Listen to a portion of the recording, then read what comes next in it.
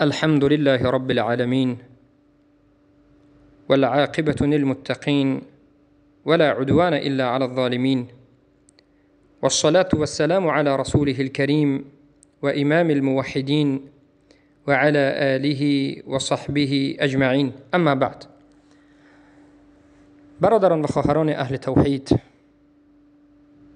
یک چند روز هست همه شما با خبر هستید در اون بحث و گفت و شنودی که بین بنده ابو محمد مدنی و بین محمد جاوید صوفی قبوری گذشت.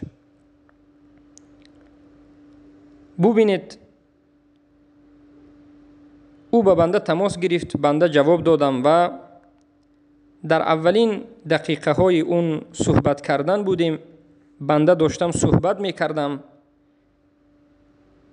که محمد جاوید یک کلمه را گرفت از سخن بنده و با همون کلمه بنده را هجوم کرد، گویا که من یک کلمه را خطا استفاده کرده باشم. کسره استفاده بردم، او میگد که نه اینجا کسره نیست و فتحه است. یعنی من موعد گفتم، او میگد نه موعد است. یعنی در حالتی که حالا بحث ما شروع نشده است، حالا در یکم موضوع میخواستیم یک موضوع را انتخاب بکنیم که او شروع کرد به هجوم کردن، شروع کرد به سخنهای ناسزا گفتن. از جانب تسجیل خودش کرده گوش بکنید که چی سخنها کرده است. میگوید شما شرمنده این، شما علم ندارین، شما نه صرف میدونین نه نحو میدونین. نه فقط این خودی بنده، مایلش خودی بنده میگد مشایخی که یعنی همون کسایی که به شما این چیز رو تعلیم داده اونها هم خطا کرده، اونها هم شرمنده شده. این همه مگر تحقیر نیست؟ بله تحقیر است. اما چرا اهل بدعت، چرا گمراهان موضوع را به یک طرف میگذارند و به یک چیزی که در اساس به تعلق به موضوع ندارد میخواهند در بالای اون صحبت بکنند؟ برای اون که اونها اصلا نمیتوانند که بحث علمی بکنند. اونها میلرزند و میترسند که در بالای یک موضوع شرعی همراه ما اهل سنت و الجماعت صحبت بکنند. از همین جهت اونها آماده شده هستند که وقتی که به طالب علمان اهل سنت بحث میکنیم، اونها رو از موضوع بیرون میکنیم، در بالای یک کلمه گویا که ما رو شرمنده میکنند و به مردم نشان میدهند که ببینید ابو محمد مدنی یک کلمه رو خطا کرد، این هیچ چیزی رو نمیداند، این است و آن است، عربی رو نمیداند و غیر گویان. با همین واسطه میخواهند که ما رو از بین مردم دور بکنند. قسم به الله دیگر چیزی نیست. این همه کلمه بازی اونها، این همه از موضوع گریختن اینها به خاطر اینکه ما رو در یک چیز دارند، نگاه دارند و از موضوع حقیقی بیرون بشوند و به مردم گویا نشان بدهند که ما علم نداریم. اما و مکر الله والله خیر الماکرین، مکر کردند و الله اونها را مکر کرد و الله بهترین مکر کننده است. این قبوری ها خواستند که ما را در نزد مردم شرمنده میکنند، لیکن الله سبحانه و تعالی شرمنده اشون کرد.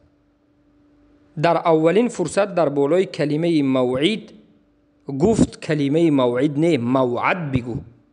حالا که کلمه موعد وجود ندارد، ظرف زمان مفعیل به وزن مفعیل، مثالش موعد، معتل بگویم، معتل واو وعد یعیدو موعد می آید.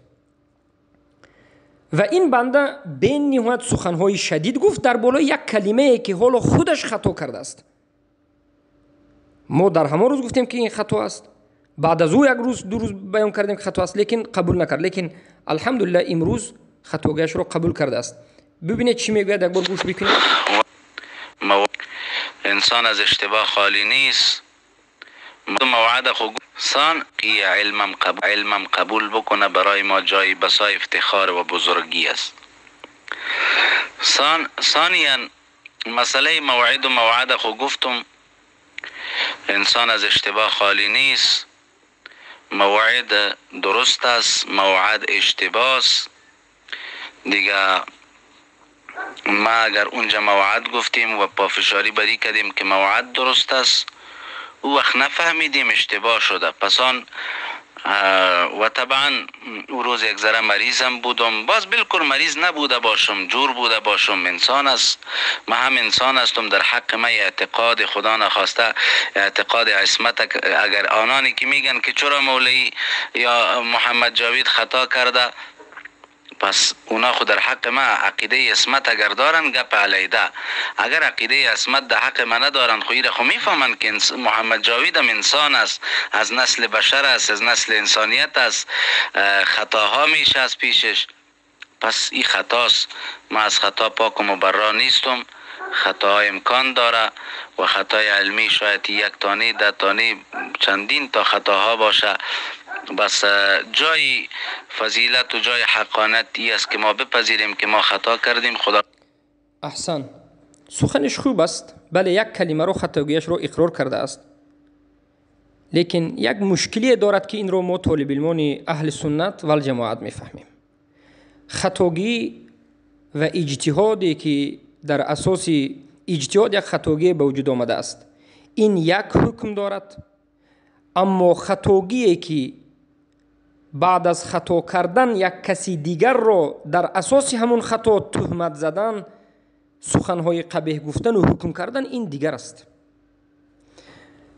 انسان در حالت اجتهاد، در حالت علمی خطا کردنش دیگر است، اما در درون بحث و در درون مناظره خطا کردنش دیگر است و در بالای این خطاش به سبب همین خطا کردنش با دشنام و سخنهای تحقیر کردنش این دیگر است. هر دوی این خطا از هم دیگر فرق دارد. بله ما هم خطا داریم، ما عقیده داریم اهل سنت و الجماعت که غیر از رسول الله صلی الله علیه و سلم دیگه همه خطا هستند. چخیلی که امام ترمذی روایت میکنند کل بنی آدم خطاء و خیر الخطائین التوابون. همه فرزندان آدم خطاکار هستند، یعنی خطا میکنند و بهترین خطاکار این توبه کننده است، کسی که خطا را اقرار میکند و توبه میکند. اما البته این سخن رسول الله صلی الله علیه و سلم بود، اما این در حالتی هست که انسان در حالت اجتهاد نفهمیده خطا بکند. اما یک انسان به بحث و مناظره برآید، به یک طالب علم اهل سنت بحث و مناظره بکند و به خاطر این طالب علم را گویا شکست دادن از خودش دروغ یک کلمه را بگوید، خطای شدید بکند و در بالای این خطایش که یعنی خطای بینات بزرگ است نسبت یک طالب علم، نباید این چنین خطا بکند، بیستد و گفت خودش پافشاری بکند و در اساس همون خطای کردهش یک طرف مقابل را سخنهای قبیح بگوید. این البته که به نهایت خطای بزرگ است، این خطای عادی نیست. ما برای همین میگیم که ای اهل بدعت، ای قبوری های صوفی ها، شما بحث کردن خواهید، لااقل پیش از بحث کردن شما بفهمید که در بالای کدام موضوع صحبت میکنین، یک، و بفهمین که هر یک کلمه که میگویید جانب مقابل شما هم میداند و میفهمد. شما فکر نکنید که در این عالم یگانه کسی که میدانید شما هستید. فوق کل ذی علم علیم، فوق کل ذی علم علیم، در بارای هر یک انسان علمدار با داننده و علمدار وجود دارد. پس اینها فکر میکنند که کمی آموختند و فقط اینها میدونند. نه، این باطل است. ما طالب علمان اهل سنت و الجماعت هم میدونیم، لیکن به خاطر در همونجا بحث به پایان نرسیدن من گفتم باکی ندارد، رفتیم به دوام موضوع، لیکن نمیگذارد و سخنهای قبیح میگوید. ببین محمد جاوید صوفی قبوری تو یک کلمه رو غلط کرده و بر بالای همین کلمه در اساس همین خطای کرده چقدر سخنهای قبیح درباره ما گفتی، هم در حق خودی بنده و در هم حق مشایخ. آیا جایز است که وقتی که خودت جاهل هستی در اساس جهلت کسی رو تهمت بکنی؟ لااقل پیش از این که یک کس رو سخنهای قبیح میگوی اول ببین که سخنت صحیح است یا نیست. انا همین است اساس همه صوفی ها، همین است اساس تمام اهل بدعت که خودشان نمیدانند که چی گفته ایستادند، خودشان نمیدانند که این گفتهشان خطا است، فکر میکنند که درست گفته ایستادند و بعد از این در اساس همین سخن خطاشون طرف مقابل رو دشنام میدهند، تحقیر میکنند و بعد از این میگن که ما هم بنده ایم خطا میکنیم.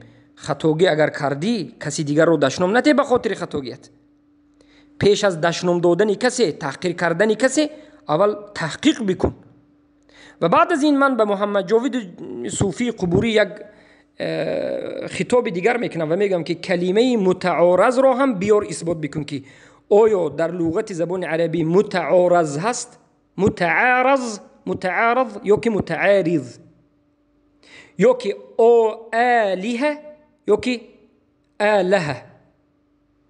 محمد جاوید صوفی چه خیلی که تسجیل در نظم موجود دارد آله میگوید، متعارض میگوید. این کلمه هم خطا است.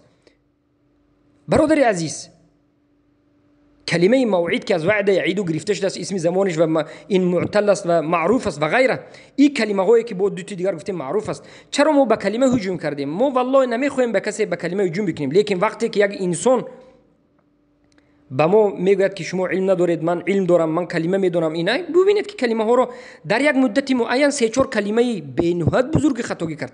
چرا؟ برای اینکه اینها عربی رو نمیدونند. اینها حتی بیارند یک 10 صفحه بخونن چقدر میخونند. برای اینکه اینها وقتی به ویدیو میبرن تسجیل میکنن، پیش از این بینهایت خوب آماده شده میبرن تسجیل میکنن، لیکن ما میدونیم که اینها عربی رو نمیدونند و صحبت عربی کردن نمیتوانند. و کتاب ها را وقتی که خوندن به قاعده علمی شرعی نمیتوانند که فهمند. و بعد از این دومین چیزی که من میگم، با یک خطاگی داری محمد جاوید قبوری توبه بکن، مسلمان میشوی. این است که توسل گرفتن به ذات رسول الله و طلب شفاعت کردن از رسول الله صلی الله علیه و سلم به کلمه ندا یا محمد گفته توسل گرفتن به ذات پیامبر صلی الله علیه و سلم. چه خیلی که در تسجیلات هست حدیث این اعمار رو میاری و بعد از این به ذات پیامبر صلی الله علیه و سلم میبری، بعد از وفاتشون به ذات پیامبر صلی الله علیه و سلم میبری، حالان که صحابگان در حالت زنده بودنشون به دعای پیامبر صلی الله علیه و سلم توسل میگرفتند. البته به جسمشون تبرک میکردند که شرعا جایز بود و خود رسول الله اجازه داده بودند. اما تو امروز به مردم تعلیم میدی قبر پرستی رو و به ذات رسول الله توسل گرفتن رو و شفاعت طلبیدن از رسول الله رو و غیر از این. با در باب اسما و صفات مشکلی های زیاده داری که باید توبه بکنی. تو یک گمراه هستی و به شرک اکبر واقع شده ای و در باب اسما و صفات جهمی هستی و در باب ایمان مرجئه غلات جهمی هستی. عموما عقیده جهمی است، طریقت صوفی غلات سیفی هست و خودت یک جاهل بیش نیستی. توبه بکن و به سوی الله سبحانه و تعالی انابت بکن. و مراجعت مختصری من به صوفی هایی که پیروی میکنند، به همین جوانای تاجیکی که پیروی میکنند به همین صوفی قبوری، توبه بکنید. بدونید که این استادتون رو ببینید که چگونه است. انا هم خیلی است که او استاد